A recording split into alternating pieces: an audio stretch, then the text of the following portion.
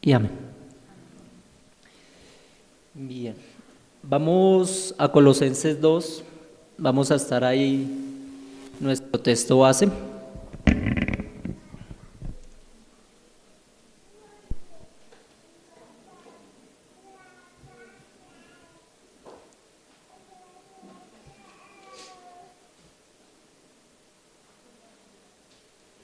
Voy a leerlo para ustedes. Dice así la poderosa palabra del Señor. Porque en Él habita corporalmente toda la plenitud de la deidad, y vosotros estáis completos en Él, que es la cabeza de todo principado y potestad. Amén. La epístola de Colosenses, de la cual partimos el día de hoy, es una gran exposición de la preeminencia de Cristo, de lo que es la preeminencia de Cristo para el creyente. Jesucristo es lo que necesita todo creyente en todo momento de su vida y para cualquier circunstancia. Lo que necesita el creyente es a Jesucristo. No solamente el nuevo creyente que empieza a unirse en las filas, sino que todos necesitamos de Cristo. Le necesitamos con urgencia y no hay nada que necesitemos más urgente que a nuestro Señor Jesucristo. Pero Colosenses no solo nos dice eso, también nos comunica de la gran bendición del Padre para con nosotros. Nosotros, los creyentes que estamos en Él, precisamente ya estamos en Cristo, ya le tenemos a Él. Así que Colosenses no solo nos informa acerca de lo dichosos que seríamos en Cristo, sino lo dichosos que somos en Cristo. Es una realidad. Eso es lo que dice nuestro texto base. En Cristo estamos completos. Así que si has creído en Jesucristo, si descansas en Él y estás abandonado por la fe en los méritos de Él es tuyo, haces parte de su cuerpo y vivir agradándole ya es posible para nosotros. Esta hermosa verdad nos comunica la epístola de los Colosenses, que Jesucristo es más grande que cualquier cosa y a través de la fe nosotros estamos unidos a Él.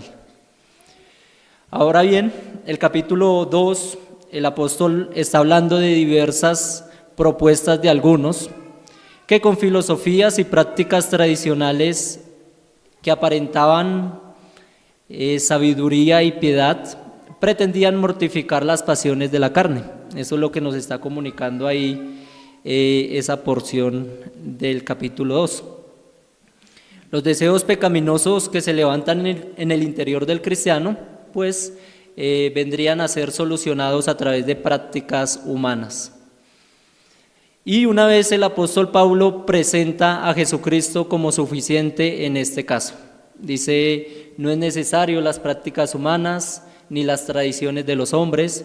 Jesucristo es lo que necesita el creyente en este caso.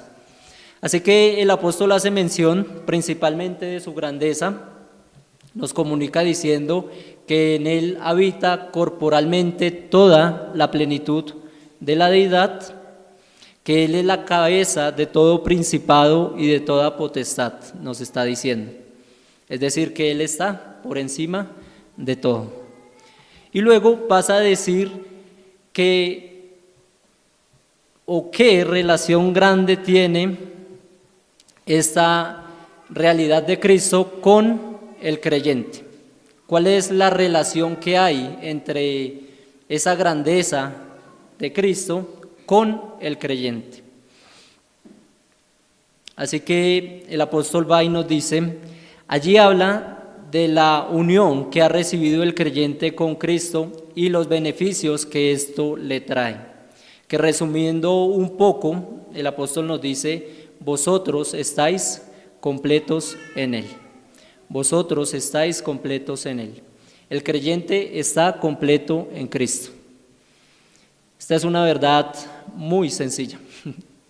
El creyente está completo en Cristo, pero a la vez es una verdad muy difícil de aceptar para nosotros. Así que el día de hoy no voy a estar haciendo una exposición del pasaje de Colosenses, pero sí quisiera hacer un pequeño énfasis en esta poderosa verdad que el Espíritu nos ha dejado allí. Y es que en Jesucristo nosotros estamos completos. Así que espero que el Espíritu Santo use y grabe poderosamente esta verdad en nosotros, que nosotros estamos completos en Él.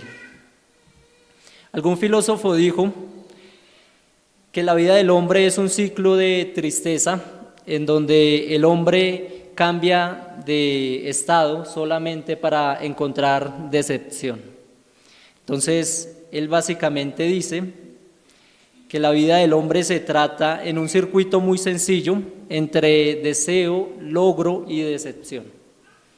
El hombre desea algo, piensa que eso lo va a satisfacer, piensa que eso va a ser el total de su vida. Cuando lo alcanza, goza de eso por algún tiempo, pero se da cuenta que eso no lo hizo feliz, no sació su alma, no llenó el vacío que había en su interior. Así el hombre se la pasa la vida, dice este filósofo, entre algún propósito, algún deseo, el alcance de ese deseo y la decepción que le trae dicho deseo. Esta verdad o tal descubrimiento también nos lo comunica la Biblia principalmente. Nos deja claro en diferentes partes que el hombre es un ser que pese al pecado no puede encontrar la dicha y el gozo en esta tierra. El hombre no puede encontrar su gozo, su plenitud, su propósito en esta tierra, ni tampoco lo puede encontrar en sí mismo. No obstante, la necedad del hombre es tal que lo lleva cautivo a hacer la búsqueda en diferentes lugares para reconocer finalmente que no estaba allí el propósito de su vida. Si usted ha leído el libro de Eclesiastés, se da cuenta de eso. Dice el predicador: vanidad de vanidades, todo es vanidad. Vanidad de vanidades, todo es vanidad. También en aquel relato del Evangelio donde nuestro Señor le habla a una samaritana, nos damos cuenta de esto. Ella estaba tratando de buscar satisfacción en diferentes cosas de la vida. En fuentecillas estaba buscando calmar su sed y Jesucristo le dice: yo tengo un agua que calmará tu sed, que te saciará. Ella le dice: dame esta agua, pensando que él le está hablando en términos humanos, y ahí es donde él se revela que él es esa agua que sacia la sed del hombre. Así como diría C.S. Lewis, el hombre tiene un hueco en su corazón en forma de Dios. El hombre tiene un hueco en su corazón en forma de Dios que solamente Jesucristo puede saciar, puede llenar. Pues déjeme decirle, mi hermano, que si usted está en Cristo, ese hueco ya no está en su corazón. Si usted está en Cristo, usted está completo en Él. Usted no necesita buscar de otras cosas, usted está completo en Cristo. Como les decía ahorita, esta verdad es muy básica para nuestro cristianismo, pero no hay verdad que necesitemos recordar más que esta. Constantemente nos desviamos de Cristo y empezamos a buscar en otras cosas lo que solo en Cristo hemos encontrado y debemos seguir buscando en Él. Así que, mis hermanos, bajo el título "Estamos completos en Cristo", vamos a ver 4 formas distintas en que Cristo, o de lo que Cristo es para nosotros, y por qué podemos estar seguros y tener la certeza de que estamos completos en Él. Vamos a ver 4 formas en que esto es una realidad para nosotros. La primera es que Jesucristo es nuestro Redentor. Jesucristo es nuestro Redentor. Este va a ser nuestro punto número 1. Segundo, Jesucristo es nuestro sustentador. El tercer punto, Jesucristo es nuestra guía. Jesucristo es nuestra guía. Y cuarto punto, Jesucristo es nuestra esperanza. Jesucristo es nuestra esperanza. Así que Jesucristo es nuestro Redentor, es nuestro sustentador, es nuestra guía y Jesucristo es nuestra esperanza. Mi hermano, eso es Jesucristo para ti. Tú estás completo en Él. Espero que al finalizar mi exposición, esta frase quede en su corazón y que el Espíritu Santo le haga cobrar sentido en su vida. Jesucristo es suficiente. Estás completo en Él.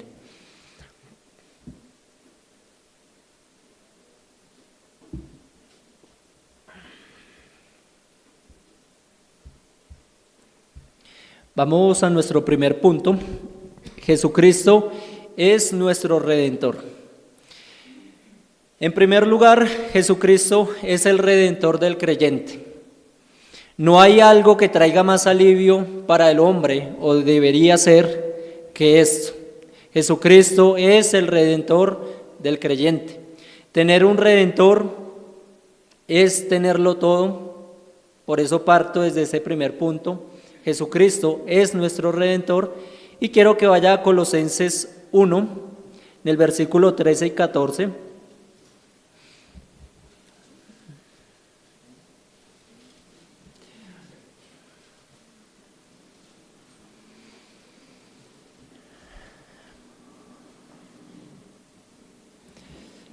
Leo para ustedes.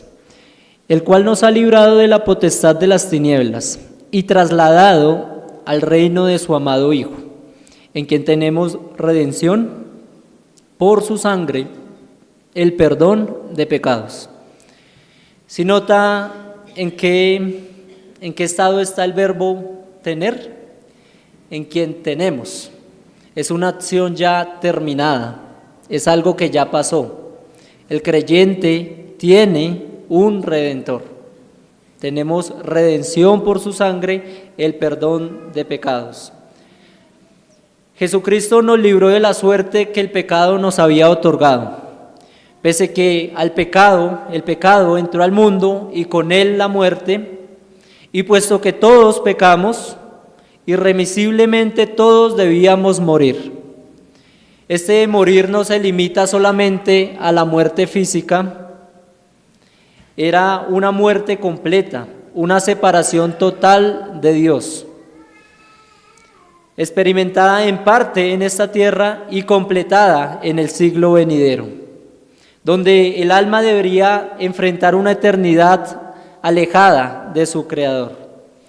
Esa era la suerte que nosotros teníamos. Esa era la suerte que yo tenía sin Cristo, pero nuestro Señor, que es rico en misericordia, como dice Efesios, por su gran amor con que nos amó, envió un Salvador para solucionar ese problema. Envió a nuestro Señor en nuestro rescate, su único Hijo, para que nosotros que éramos sus enemigos, pudiéramos también pertenecer a su familia. Así que, mis hermanos, Jesucristo nos ha librado de la muerte que el pecado nos había condenado. Y cuando el hombre caído ha reflexionado acerca del problema fundamental del hombre, siempre ha propuesto diferentes cosas. Ha dicho que el problema es intelectual. Muchos dicen que si tuviéramos una sociedad educada, terminarían las guerras, terminarían los conflictos, la pobreza, la desigualdad. Si tan solo pudiéramos educar al hombre, se acabaría todo eso, opinan algunos. Otros han opinado que el problema es cultural, que debemos romper las barreras que nos separan unos con otros. Deberíamos ser unánimes, opinan muchos, para evitar tanto conflicto. Otros dicen que el problema es económico. Si el hombre tuviera cubiertas todas sus necesidades, dejaría de obrar mal contra su prójimo. Así han propuesto diferentes sabios en este mundo, alejándose de Dios, tratando de responder a la pregunta de cuál sería o cuál es el problema fundamental del hombre. Pero el hombre en sus propios intentos está lejos de reconocer esta sencilla verdad. Esta sencilla verdad que la Escritura nos deja reconocer claramente, y es que el problema fundamental es el pecado.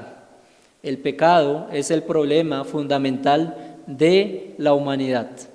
El hombre se ha levantado contra su Creador para darle la espalda y vivir conforme a sus propios caprichos.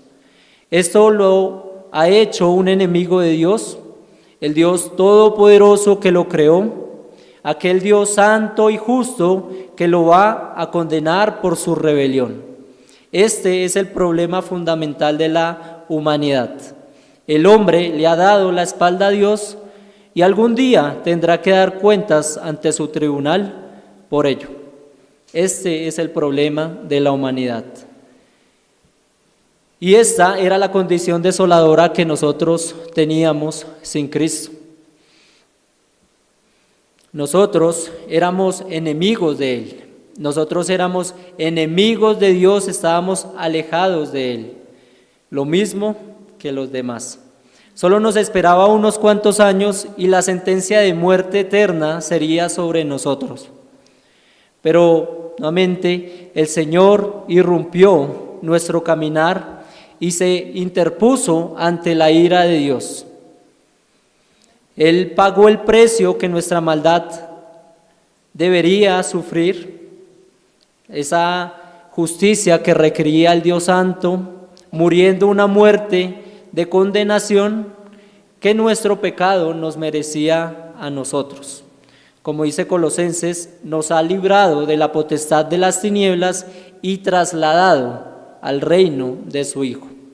Así que, hermanos, Cristo nos redimió, Cristo pagó el precio para librarnos de tal suerte. Y una cosa más en este punto. ¿Saben qué dijo Él antes de morir en la cruz? Consumado es. Consumado es. Estas son unas palabras muy dulces para nosotros porque nos dejan ver que con su muerte nos ha otorgado una salvación completa. Una salvación completa. Muchos piensan que la salvación funciona como un 50-50, que el Señor con su obra pagó el 50% de la salvación y te dice a ti, esfuérzate y gánate el otro 50%. Así no es la economía del Señor. El Señor nos ha otorgado una salvación completa. El Señor es nuestro Redentor y es nuestro Redentor completo. Así pues, incluso las tentaciones que nosotros tenemos en el presente, aquellos pecados que vendrán en el futuro, nuestro Señor proveyó salvación para ello. Nuestro Señor nos salvó completamente y Él es tu Redentor. Jesucristo es nuestro Redentor completo. El creyente maduro podrá gozar de su plenitud en Cristo partiendo de este punto, partiendo de este principio, porque Cristo ya solucionó el mayor de sus conflictos, el mayor de sus problemas. Jesucristo ya solucionó el problema de la condenación que usted merecía delante de un Dios santo. Sin embargo, el Señor comprende nuestra fragilidad y por eso nos da otras garantías de lo que Jesucristo es para nosotros. Cristo no solamente pagó por nuestro rescate en una forma pasada, sino que también pagó por nuestro rescate en nuestras luchas diarias y nos promete que Él vendrá por nosotros y nos llevará y quitará todo vestigio de pecado en nosotros. Ese es el primer punto. Nuestro Señor es nuestro Redentor. Jesucristo es nuestro Redentor. Nuestro segundo punto es: Jesucristo es nuestro sustentador. Jesucristo es nuestro sustentador.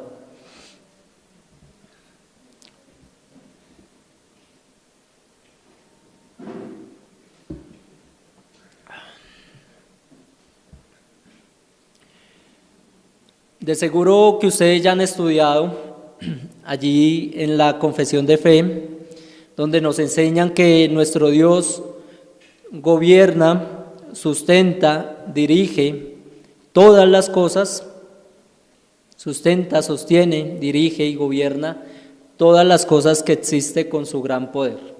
Nuestro Señor provee para toda la creación todo lo que ésta pueda necesitar. Y esto es cierto para nosotros también. Pero la bondad de Dios no se limita a una provisión general. Mi querido hermano, mi querida hermana, Dios te ama con un amor especial si tú estás en Cristo. Dios te ama con un amor especial. Él ha provisto salvación para ti y esa salvación abriga toda tu vida. No creas que Dios te salva y después te entrega a tu propia suerte. El Señor te salva y te sostiene. Así que el Señor está encargándose personalmente de nosotros. Él sabe lo que nosotros necesitamos, en qué tiempo lo necesitamos, por qué lo necesitamos y cómo lo necesitamos. Y nuestro Señor no va a escatimar nada que nos haga falta para nuestro bien. El Señor es nuestro sustentador. Y entonces, ¿cuál será el problema con nosotros? Como hablan algunos, será la falta de fe, que no proclamamos bendición, que no decretamos riquezas, prosperidad, porque somos los hijos del dueño. Entonces deberíamos estar en los lugares altos, tener las mejores propiedades. ¿Será el problema la falta de nuestra fe para declarar todas esas cosas que no tenemos en el presente? No, mi hermano. No es el problema eso. No nos dejemos engañar por este falso evangelio. El Señor, en efecto, es dueño de todo lo que existe, toda posición le compete al Señor y Él da a todos los hombres según su soberana voluntad y, en efecto, nosotros somos sus hijos. Nosotros somos sus hijos y también el Señor quiere lo mejor para nosotros. Ahí estamos de acuerdo. Sin embargo, el orden de las prioridades de Dios no se parece a la ambición del hombre. El orden de las prioridades de Dios no se parece al ambicioso hombre que ve en lo material su supremo bien. Ese no es el orden de Dios. Dios considera el alma con mayor importancia que el cuerpo. Así que el bien de Dios para con sus hijos no es el favor de complacerles para saciar cualquier deseo caprichoso que éstos tengan. Yo quiero el mejor carro y como soy hijo de Dios, pues lo debo tener. Así predican algunos. Pero ese no es el bien del Señor. Esa no es la prioridad del Señor para con sus hijos. No es un capricho como el de los abuelos que quieren complacer a sus nietos dándoles lo que ellos le pidan, dándoles cuanto a ellos se les pueda antojar. Vamos a Romanos 8:28.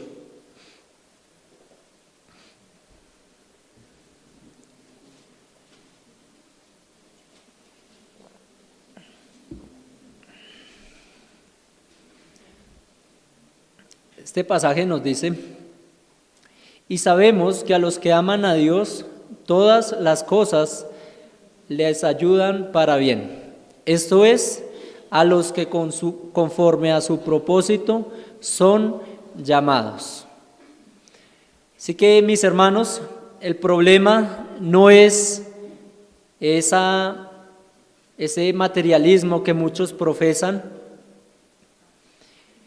El problema es que no en el Señor, sino en nosotros, que la mente del Señor es mucho más elevada que la nuestra. Los pensamientos de Dios son más grandes que los nuestros. Nosotros quedamos cortos al poder descifrar los pensamientos de Dios. Cuando nosotros recibimos aflicciones, cuando nosotros recibimos enfermedades, pobrezas, desilusiones, solemos preguntarnos: ¿y dónde está el Señor? ¿Y dónde está el Señor? Pero miremos la verdad que nos dice Romanos 8:28. Sabemos que a los que aman a Dios, todas las cosas les ayudan para bien. Es decir, que esa enfermedad que de pronto vive el hermano, esa pobreza por la cual esté pasando, toda esa circunstancia que parece adversa a nosotros, está siendo utilizada por el Señor para nuestro bien. Y sabemos cuál es el bien para los hijos del Señor.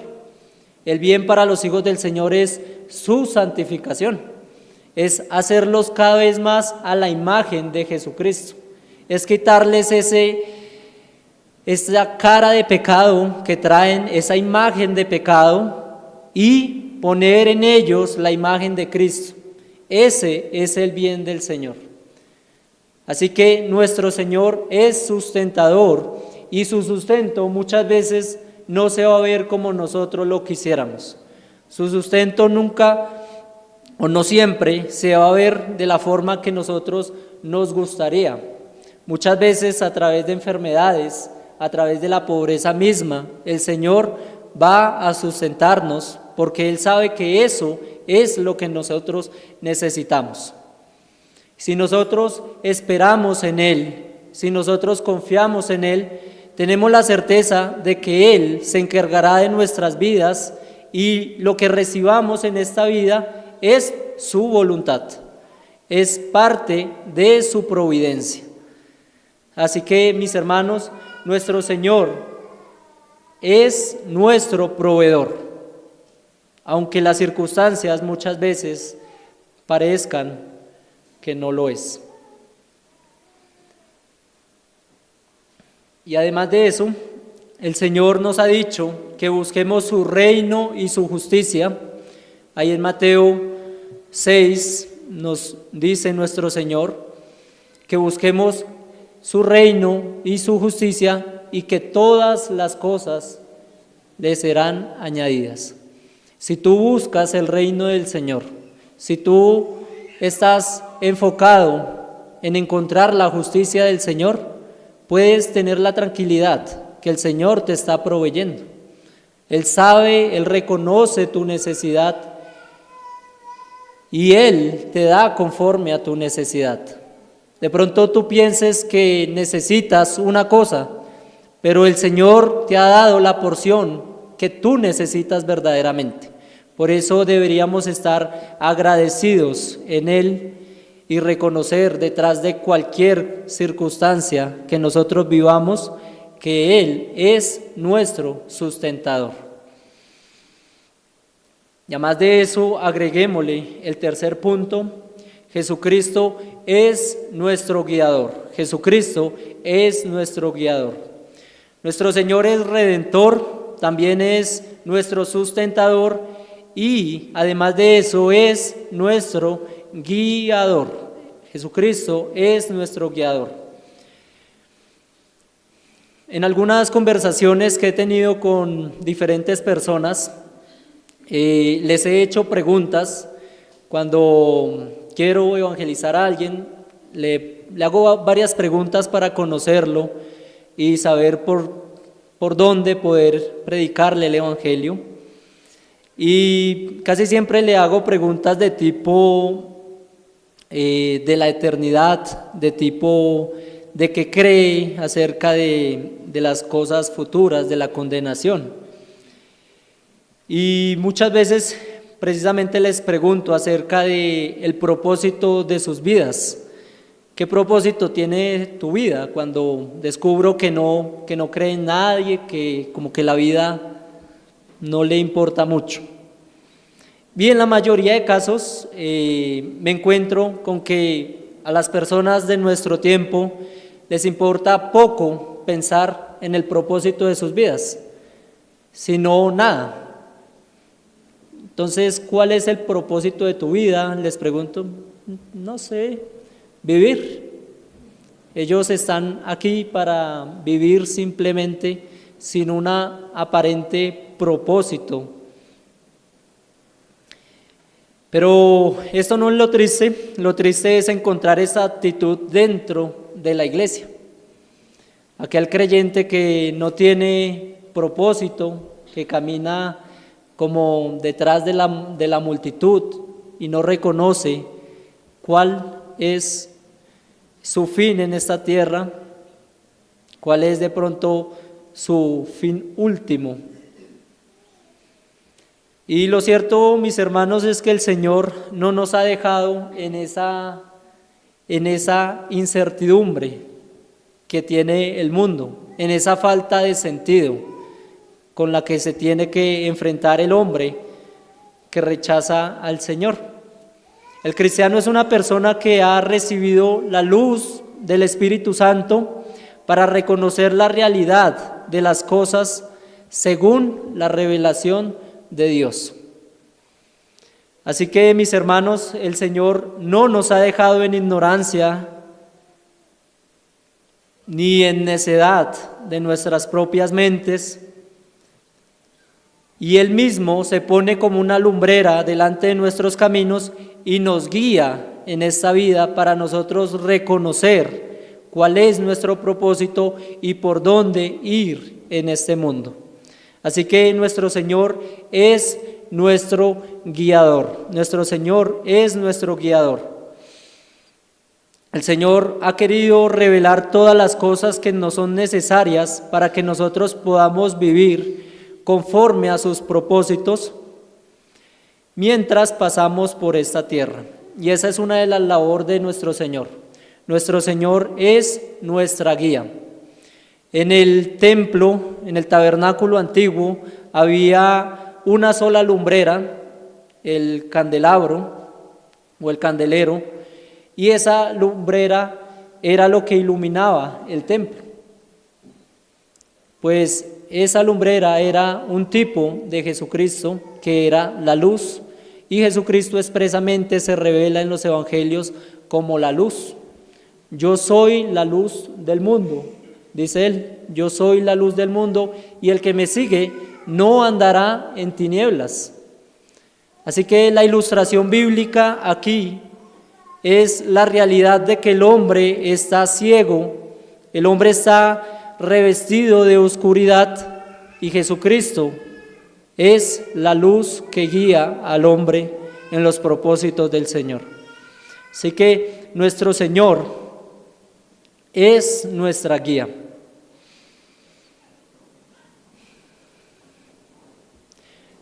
Y esta guía es doble. Nuestro Señor nos ha dado su Espíritu que mora en nosotros y nos ha dejado su palabra que con el poder del Espíritu Santo se hará viva en nosotros. Así que tenemos una guía segura a través de el sello del Espíritu que tenemos en nosotros y la Escritura que Él nos ha dejado revelada. ¿Se ha visto un cristiano falto de propósito, como desorientado? De seguro es que tenga muy poca relación con su Biblia, de seguro es que conozca muy poco o nada de lo que dice la Escritura. Y como dije ahorita, un cristiano es una persona que ha recibido luz del Espíritu Santo, y no solo luz, sino necesidad de seguir caminando en esa luz. Es característico de los cristianos que amen la palabra del Señor, que anhelen ser cada día más enseñados en ella y que tengan sed por descubrir más los misterios del Señor, los misterios revelados en su Escritura. Así que, mi hermano, la relación que tú tengas con la Escritura habla mucho de tu realidad para con Dios, de tu realidad espiritual. Entonces nuestro Señor Jesucristo es nuestro Redentor, nuestro sustentador y es nuestra guía. Todavía nos falta un punto más para ir concluyendo, y es que Jesucristo es nuestra esperanza. Jesucristo es la esperanza del creyente. ¿Ha escuchado usted el dicho, la esperanza es lo último que se pierde? La esperanza es lo último que se pierde, dice nuestra sociedad.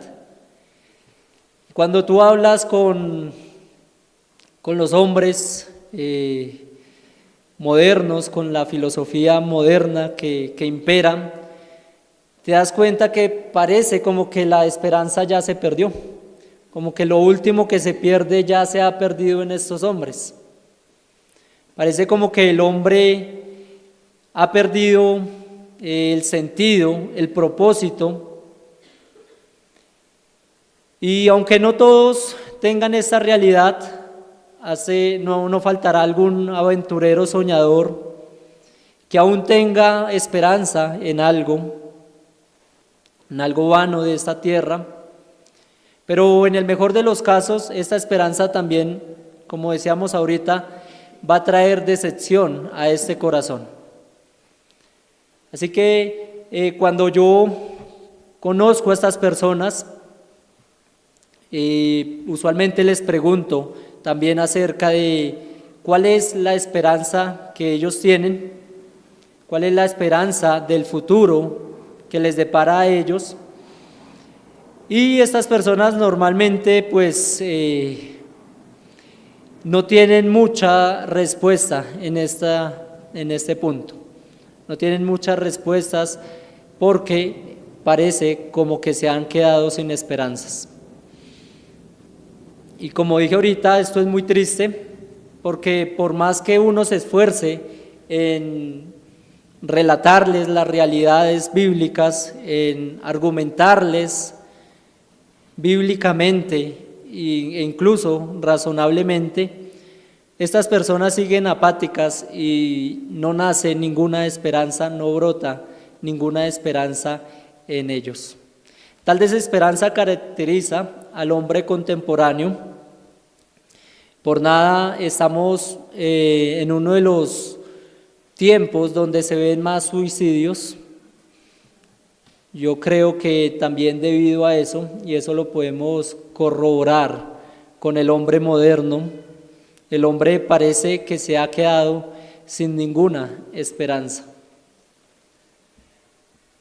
Pero mi hermano, mi hermana, Dios nos ha bendecido a nosotros ricamente en nuestro Señor Jesucristo.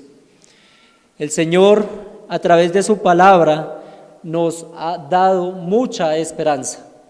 Y si hay algo que caracteriza al creyente es porque tiene esperanza. El creyente tiene una esperanza segura en las promesas del Señor. El creyente en Cristo puede encontrar esperanza para su vida y es Él su misma esperanza. El Señor nos ha dado diferentes promesas y en ellas esperamos. Esperanza es una convicción segura, una convicción fuerte de que eso se va a cumplir, de que eso que esperamos va a ser alcanzado finalmente. Y nosotros guardamos esperanza en todas sus promesas. Pero la mayor de las promesas de nuestro Señor es nuestro Señor mismo. Por eso digo que Jesucristo es nuestra esperanza. Él nos ha dado esperanza de recibir un cielo nuevo, nueva tierra, una nueva creación, de recibir nuevos nombres. Ahí en Apocalipsis brilla la esperanza del creyente. No más sufrimientos, no más dolor, no más llanto. Pero a pesar de todo eso, la esperanza que más brilla y que más debe brillar en nuestro corazón es Jesucristo mismo. Porque si todas esas cosas tienen sentido, lo tienen a través de Cristo. Jesucristo es nuestra esperanza. Nuestro Señor vendrá en gloria como lo ha prometido. Nuestro Señor vendrá desde el cielo y sus santos ángeles vendrán con Él. Él vendrá para reivindicar su justicia y en nosotros magnificará su gracia. Y el Señor vendrá con estruendo de gloria para traer salvación a algunos y condenación a otros. Esto nos lo ha prometido nuestro Señor y el Señor inminentemente vendrá. Así que, mis hermanos, el Señor nos ha sacado de la desolación, de la desesperanza, de la tristeza de reconocer que estamos en este mundo sin esperar nada, sino simplemente asumiendo lo que venga. El Señor nos ha sacado de esa condición. Así que si tú estás aquí con falta de esperanza, con falta de propósito, con falta de sentido, pues nuestro Señor Jesucristo es la esperanza. Y si estás en Cristo, recuerda que tienes esperanza. No eres un ser a la ligera, no eres un ser que camina y divaga en círculos. Eres un hombre que ha sido revestido de esperanza. Ya para ir concluyendo, mis queridos hermanos, Jesucristo es pues nuestro Redentor, nuestro sustentador. Jesucristo es nuestro guiador y Jesucristo es nuestra esperanza. Y he traído estas 4 cosas de lo que Jesucristo es para nosotros, solamente para enfatizar la verdad de la cual nosotros partíamos. ¿Sí la recuerdan? Estamos completos en Cristo. ¿Será que se escapa algún área de nuestra vida de estas 4 cosas de lo que Jesucristo representa para nosotros? Él es nuestro Redentor, nuestro sustentador, nuestra guía y nuestra esperanza. Yo pienso que redundé un poco en estos 4 puntos, pero mi intención era mostrarle al creyente que está completo en Cristo. En Jesucristo estamos completos.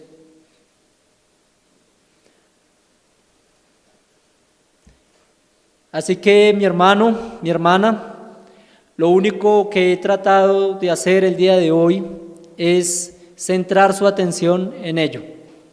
En Cristo estás completo. Sea lo que tú pienses que necesitas, lo hallarás en Cristo. Cristo hallarás lo que tú creas que estás necesitando. El creyente no necesita un mejor trabajo, no necesita un mejor salario o terminar sus estudios para sentirse una persona plena. No necesita algo exterior, dejar de hacer algo o empezar a hacer algo. Para que usted esté satisfecho, mi hermano, no necesita nada de eso, porque en Cristo nosotros estamos completos. Que el propósito principal de este año que empieza sea buscar al Señor y encontrar en Él la plenitud de su vida. Que usted pueda amarle, conocerle, servirle y conocer la misericordia que el Señor nos da a través de su muerte y en la cual estamos nosotros ya. Y esto, mis hermanos, es aplicable para todos. Para el niño que ya es consciente, de su pecaminosidad, que reconoce sus pecados y confía en Jesucristo como su Salvador. Para el adolescente que pese a todas sus luchas se levanta en fe y confía únicamente en Jesucristo para su salvación. para el padre de familia y la madre, para el anciano y la anciana que espera en sus últimos días ver a Jesucristo. Para todos, mis queridos hermanos, busquemos a Cristo y busquemos en Él nuestra plenitud. Esto parecería un poco paradójico para algunos, porque les estoy diciendo por un lado que ya estamos completos en Cristo y por otro lado les estoy diciendo que busquemos insistentemente a Cristo. Parecería una contradicción estas dos realidades. Y supongo que ya conocen ustedes lo que en teología llaman el ya, pero todavía no. El ya, pero todavía no. Mis hermanos, las realidades que Dios nos otorga, las bendiciones que Dios nos otorga en Cristo, ya es una realidad para el creyente. Por fe nosotros ya las podemos recibir, pero todavía esperamos en Cristo las que faltan, que Él ya ha prometido que serán seguras conforme a lo ha escrito en su palabra. Entonces, nosotros en parte ya estamos completos en Cristo, pero en parte debemos buscarle insistentemente para reconocer que estamos completos en Cristo. Así que, mis hermanos, las dos realidades son verdad. Usted está completo en Cristo, pero usted necesita de Cristo. Usted necesita buscar a Cristo y estar continuamente buscando en Él toda tu plenitud. Y antes de terminar, quisiera dirigirme a aquella persona que está en medio de nosotros, pero todavía no se ha arrepentido de sus pecados y puesto su confianza en Jesucristo. Amigo o amiga, tu caso es triste, tú no tienes un redentor. Estamos hablando que el creyente tiene un redentor, pero si tú no te has arrepentido de tus pecados, si tú vives deleitado en el mal que aborrece Dios y no has confiado en Jesucristo para tu salvación, tú estás desprovisto de un redentor. Si te presentas en este estado delante del trono de justicia, vas a estar perdido eternamente. Tampoco tienes un sustentador seguro. De pronto cuentas con sustento, de pronto tienes trabajo, tienes un hogar y tienes sustento aparente. Pero esto, como nos decía el pastor ahorita, es debido a tus propias fuerzas. E incluso ese bien también proviene de Dios y un día te será quitado. Cuando el Señor traiga justicia, te será quitado todo bien, porque la presencia de Dios se alejará de ti y la presencia de Dios es el bien. No hay bien fuera del Señor. Así que todo el bien del que tú gozas en este mundo te será quitado si no estás en Cristo. Tú eres de los que yo relaté ahorita que vives sin una guía segura. De pronto te sientes muy sabio, pensando que el camino que te trazas es el camino correcto, pero faltarán solo segundos de tus últimos días para reconocer lo que dice Eclesiastés: vanidad de vanidad, todo fue vanidad. Todo fue correr en círculos y no avanzaste para ningún lado, porque le diste la espalda a Cristo. Y yo te pregunto, ¿cuál es tu esperanza? Si no estás en Cristo, ¿cuál es tu esperanza? Si no esperas a Cristo en sus promesas, si no te fías de Él de todo tu corazón, ¿cuál es tu esperanza? ¿Será que llegue la próxima quincena, la próxima mensualidad, que lleguen las vacaciones? ¿En eso esperas? Pues déjame decirte, ahí se te acabará la vida y esa esperanza no te traerá ningún gozo. Esto no es una esperanza. Así que, mi amigo, si estás desprovisto de Cristo, estás desprovisto de la gracia de Dios, de la salvación, de un sustento seguro, de guía, y estás sin ninguna esperanza. Mi llamado a aquel es que considere seriamente su alma en esta mañana. Un día vas a morir y te enfrentarás ante esta realidad. Mi consejo es que no dejes pasar un día más sin Cristo. De seguro ya has experimentado algunas decepciones en esta vida. Deberías ser sabio y aprender de ellas. Aférrate hoy a Jesucristo. Cree en Él con todo tu corazón. Entrégale la vida a su disposición y goza de su gracia. El día de hoy puedes salir de estas puertas con un Salvador, con un bondadoso sustentador, con una guía segura y con una esperanza sólida, a las cuales quiero decirles, mis hermanos, tenemos seguras en Jesucristo. En Jesucristo estamos completos. Vamos a orar.